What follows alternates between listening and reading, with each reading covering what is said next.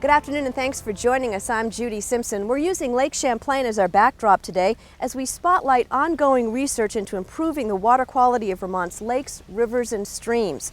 To help stem the tide of agricultural runoff and the impact it has on our water, UVM Extension is employing a one-of-a-kind tractor. Across the fences, Keith Silva explains. One of the biggest environmental challenges facing Vermont is water quality. Big challenges require even bigger solutions. And if there's one thing to say about this highboy tractor, it's big. It's about 6'3" to 6'4" under the belly, and then the booms run about 9 feet in the air. The only one of its kind in New England, the highboy is the latest and largest tool in UVM Extension's toolbox to encourage and support farmers to use cover crops, the key strategy to improve water quality. It's a high clearance spray rig that's been modified to spray cover crop seed onto corn crops, standing corn crops. So essentially what we do with it is we calibrate the sprayer to put on the right number of pounds of whatever mix we're using, and then we essentially use GPS to identify where in the field we've been and where we're going, and we drive up and down the corn rows spraying seed under the canopy. Typically the corn will be between 7 and 9, 10 feet tall, and the machine just rides in between the corn rows with the arms out, with the drop tubes down, and it just kind of goes over the top. It looks like it's kind of floating over the corn. Cover cropping, like all farming, depends on timing. Cover crops are often planted either after harvest or as soon as the cash crop is established. The highboy allows sanders to experiment with the timing of planting a cover crop. It also helps face other challenges, like Mother Nature. Weather lays your best made plans in ruin. We have got other methods of cover cropping. We can interseed up to about 3 feet.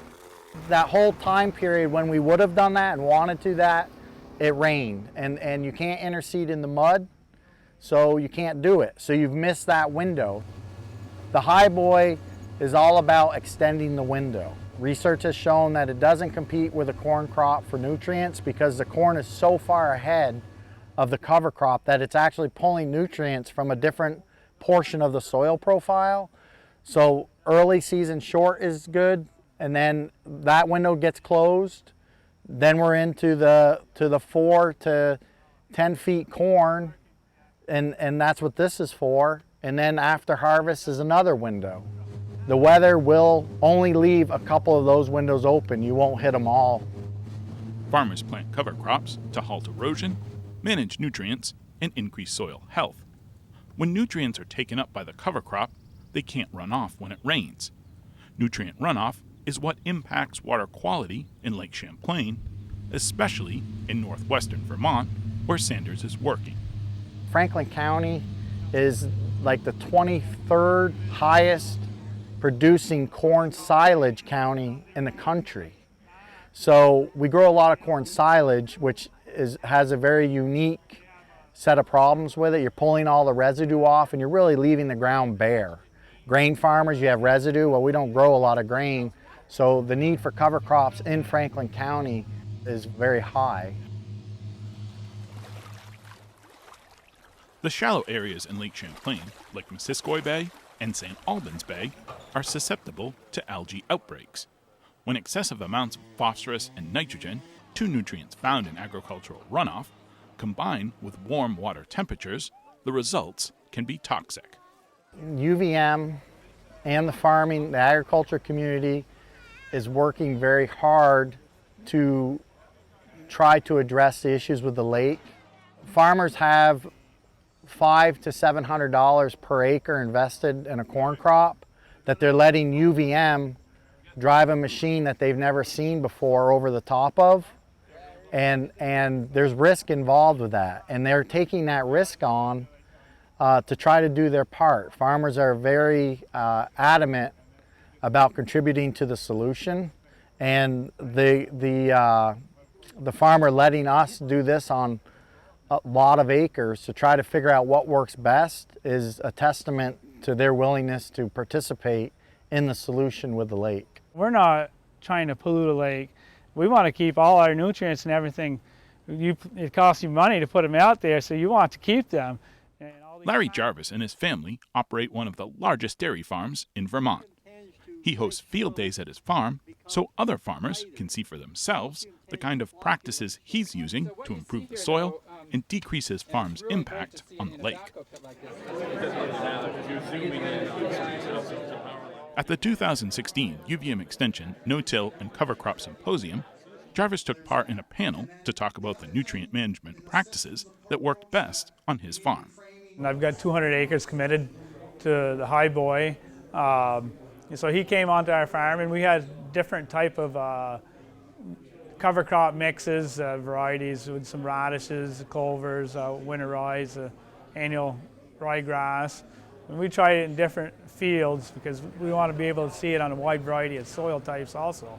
If you create a good environment for your soils via a cover crop, it's going to give you a great return. We always need to learn, go ahead, try different things that are going to help the environment, help your overall soil health, which in turn is going to help your production of your crops.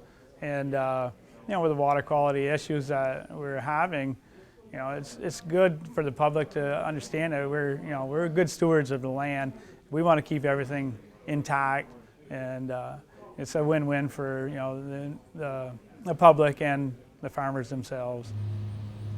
UVM Extension purchased the Highboy through a Natural Resources Conservation Service Conservation Innovation Grant. The flexibility and versatility the Highboy provides to farmers who want to use cover crops goes a long way to improving Vermont's agricultural and environmental resources. UVM Extension has a huge investment in cover cropping, and this was kind of the logical next step for us to continue to expand our knowledge base. There's a lot of pressure on the agricultural community to do their part for cleaning up the lake, and one of those practices that has been identified is cover cropping to reduce erosion and help with nutrient uptake and build soil health, all good things. Sure, the Highboy is big, but the impact it may have on Vermont farms and Lake Champlain is even bigger. In Swanton, I'm Keith Silva with Across the Fence. Well, Jeff and Larry are here in the studio. Thanks so much for coming in. So, Jeff, what's your research show on how well the Highboy is performing? We just got the numbers in the last couple weeks, and we're showing a wide variety of results. Our highest, so in research we use dry matters, and we had dry matters as high as over 5,000 pounds to the acre dry matter on some fields. And then our lowest was like 450 pounds of dry matter. And so it's a wide range, and we're using this as an educational tool, and we're just learning how to do it better. And part of a very good research team between the Franklin County, Heather Darby's people, and Kirsten Workman and Jeff Carter. I would say we're leaders in the country as far as cover crop research. So. Well, Larry, as we heard in the video, you used the Highboy to plant cover crops. How would you gauge the results? Definitely mixed this first year. Didn't take as good as I thought it would have. There's a lot of different conditions. We had a lot of dry weather afterwards. And another challenge that I have, I do 20-inch corn rows, so the plants are 20-inch, most people are 30-inch, so it's a lot narrower, which gives Jeff a lot more challenge trying to get between the rows there to do the job right, but it also canopies over a lot more, so there's less sunlight that's able to get down in and through. So being able to have a tool like Jeff has, and we went to Indianapolis at a no-till conference, and we're finding different ways that maybe we should go a little bit earlier when there's more ability for the sunlight to penetrate down to get that cover crop started. And so it's still kind of a work in progress. definitely. Absolutely. And so is this something that other farmers are willing to take a risk on, or are they kind of waiting for more information back? No, I think that farmers are definitely willing to participate. That's not really a problem. I think they're excited about the prospect of being able to do better. And I think the idea of cover cropping and not leaving your soil bare between cash crops is really taking hold. And the number of acres that people are cover cropping are going up almost exponentially every year. I think this year Vermont was at like 30,000 acres of cover crop, where 4 years ago we were like 1,000, 2,000 acres. Wow. So it's really catching on. Is cover cropping profitable? Definitely. It's hard to just go out and do it and think it's going to go, see what your value is. But you learn more about the cover cropping, because why do you do it? You know, is it because of water quality? But it's also to feed that soil biology underneath. It's kind of like, you know, as a dairy farmer, we're always paying attention to the dairy cow and her nutrition and making her work better to produce more milk. Well, you have to do the same theory with soil, feed that biology system that's below the soil surface that help unlock potential for the crops to uptake more nutrients. And Heather's research shows that on average, you get a 2-ton yield boost in corn silage just by having cover crops on the field. So there's tangible economic value as well as the soil health and water quality. Well, I would think that would be the huge thing, is to prove that not only is it good for the land, but it's also good for the bottom line. Yeah. And so what are some other practices that you use on your farm to maintain profitability and protect the environment?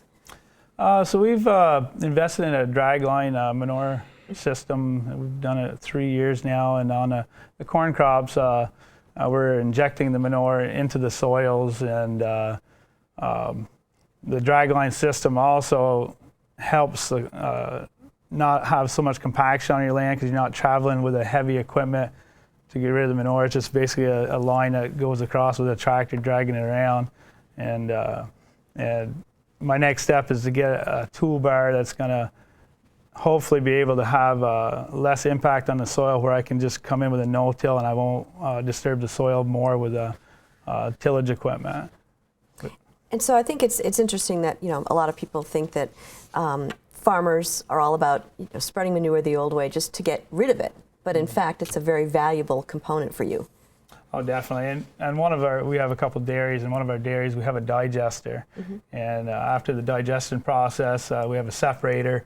We use the separated solids for the bedding for the animals, and then the liquid, which is a more available nitrogen in there, and if it infiltrates into the soil better. It's a lot better product to use, and it's the organic matter that you're using. The recyclable process that you're using with the dairy cows in the soil.